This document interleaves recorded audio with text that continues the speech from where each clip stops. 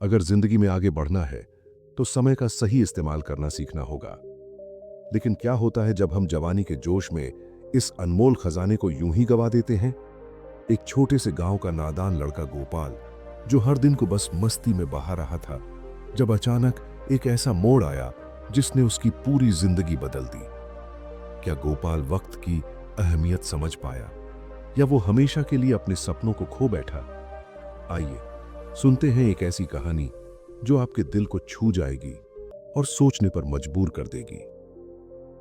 एक छोटे से गांव में गोपाल नाम का एक लड़का रहता था। गोपाल की उम्र करीब 15 साल थी और वह अपनी जवानी के जोश में हमेशा मस्त रहता। गांव के हरे भरे खेतों के बीच एक पुराना बरगद का पेड़ था, जिसके नीचे गोपाल दिन भर बैठकर समय बिताता। कभी वह पेड़ की छांव में सो जाता, तो कभी आसपास के बच्चों के साथ गपशप करता। उसकी दादी, जो गांव में अपनी समझदारी के लिए जानी जाती थी, अक्सर उसे देखकर चिंता में पड़ जाती थी। हर शाम जब गोपाल घर लौटता, दादी उसे बुलाकर कहती, बेटा, समय बहुत कीमती है, यह सोने चांदी से भी महंगा है, इसे यूं बर्बाद मत कर। कुछ सीख, कुछ कर, ताकि तेरा भविष्य उज्जवल हो। लेकिन गोपाल हर बार उनकी बात को हंसी में उड़ा देता। वह कहता, दादी, अभी तो मेरी उम्र ही क्या है, अभी तो मजे करने का समय है, मेहनत तो बाद में कर लूंगा। गांव में हर साल एक बड़ा मेला लगता था, जिसमें दूर दूर से लोग आते थे। इस बार मेले की खास बात थी एक हस्तशिल्प प्रतियोगिता। मेला आयोजक, जो एक प्रसिद्ध कारीगर थे, उसने गांव के बच्चों के लिए एक विशेष घोषणा की। उन्होंने कहा, जो बच्चा सबसे अच्छा हस्तशिल्प बनाएगा, उसे न केवल पुरस्कार मिलेगा, बल्कि मैं उसे अपने शहर के कारखाने में प्रशिक्षण के लिए भी ले जाऊंगा। लेकिन इसके लिए आपको 15 दिन का समय मिलेगा, जिसमें आपको अपनी कला दिखानी होगी। यह सुनकर गांव के बच्चे उत्साह से भर गए। कुछ ने मिट्टी की मूर्तियां बनाने का फैसला किया, कुछ ने चित्रकारी शुरू की, तो कुछ ने बांस और लकड़ी से सामान बनाना शुरू किया। गोपाल भी इस प्रतियोगिता में हिस्सा लेना चाहता था। उसने सोचा, यह तो आसान है, मैं कुछ भी बना लूंगा और इनाम जीत लूंगा। लेकिन समस्या यह थी कि गोपाल ने कभी कोई हुनर नहीं सीखा था। वह दिन भर बरगद के पेड़ के नीचे बैठा यही सोचता रहा कि क्या बनाया जाए। पहले 3 दिन तो उसने यूं ही बिता दिए। वह अपने दोस्तों को मेहनत करते देखता और मन ही मन सोचता, इतनी मेहनत की क्या जरूरत है, मैं तो आखिरी दिन कुछ बना लूंगा। चौथे दिन गोपाल ने अपने दोस्त श्याम से पूछा, तू क्या बना रहा है? श्याम ने उत्साह से जवाब दिया, मैं मिट्टी से एक सुंदर मंदिर बना रहा हूं। मैंने पिछले साल अपने चाचा से मूर्ति बनाना सीखा था। इस बार मैं कुछ खास बनाना चाहता हूं। यह सुनकर गोपाल को थोड़ी चिंता हुई।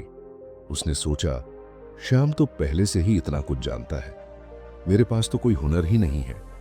फिर भी उसने खुद को समझाया कि अभी तो 10 दिन बाकी हैं, वह कुछ ना कुछ कर लेगा। लेकिन जैसे जैसे दिन बीतते गए, गोपाल का आलस उस पर हावी होता गया। वह हर दिन सोचता कि कल से काम शुरू करेगा, लेकिन वह कल कभी नहीं आया। जब 12वां दिन आया तो गोपाल को अचानक डर सताने लगा। उसने जल्दी जल्दी कुछ करने की कोशिश की। उसने मिट्टी से एक मूर्ति बनाने की कोशिश की, लेकिन वह टूट गई। फिर उसने लकड़ी से एक डिब्बा बनाने की सोची, लेकिन उसे लकड़ी काटने का तरीका ही नहीं पता था। आखिरकार वह हार मानकर बैठ गया। मेले का दिन आ गया। पूरा गांव मेले की रौनक में डूबा था। हस्तशिल्प प्रतियोगिता का मंच सजा हुआ था और आयोजक बच्चों के काम को देखने के लिए तैयार थे। एक एक करके बच्चे अपने काम पेश करने लगे। श्याम ने अपना मिट्टी का मंदिर दिखाया, जिसकी बारीक नक्काशी देखकर सभी दंग रह गए। एक लड़की ने बांस से बना एक सुंदर टोकरी पेश किया, तो किसी ने रंग बिरंगे चित्र बनाए। हर बच्चे ने अपनी मेहनत और समय का सही उपयोग करके कुछ न कुछ बनाया था। जब गोपाल की बारी आई तो वह सिर झुकाकर मंच पर खड़ा हो गया। उसके हाथ खाली थे। आयोजक ने उससे पूछा, बेटा, तुमने क्या बनाया? गोपाल ने धीमे स्वर में जवाब दिया, मैंने कुछ नहीं बनाया, मैंने समय बर्बाद कर दिया। आयोजक ने गहरी सांस ली और कहा, गोपाल, समय एक ऐसा खजाना है जो हर किसी को बराबर मिलता है, लेकिन जो इसे बर्बाद करता है वह हमेशा खाली हाथ रहता है। तुम्हारे पास 15 दिन थे, लेकिन तुमने एक भी दिन का सही उपयोग नहीं किया। यह तुम्हारी सबसे बड़ी हार है। आयोजक के शब्द गोपाल के दिल में तीर की तरह चुभ गए। उस रात वह मेले से घर लौटा, लेकिन उसका मन भारी था। उसने अपनी दादी से सारी बात बताई।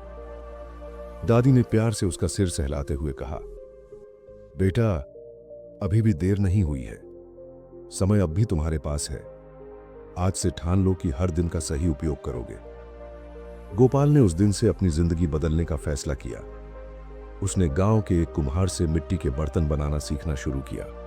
हर दिन वह सुबह जल्दी उठता और घंटों अभ्यास करता। शुरुआत में उसके बर्तन टेढ़े मेढ़े बनते, लेकिन वह हार नहीं माना। धीरे धीरे उसकी कला में निखार आने लगा। वह अपने खाली समय में किताबें पढ़ता और नई नई चीजें सीखता। अगले साल जब मेला फिर से लगा, तो गोपाल ने अपने बनाए हुए मिट्टी के बर्तनों को पेश किया। उसने एक खूबसूरत घड़ा बनाया था जिस पर बारीक नक्काशी थी। आयोजक ने उसकी तारीफ करते हुए कहा, गोपाल, तुमने समय की कीमत समझ ली। यह घड़ा तुम्हारी मेहनत और लगन का सबूत है। गोपाल ने न केवल पुरस्कार जीता, बल्कि आयोजक ने उसे अपने कारखाने में प्रशिक्षण के लिए भी चुना। वर्षों बाद गोपाल एक प्रसिद्ध कारीगर बन गया।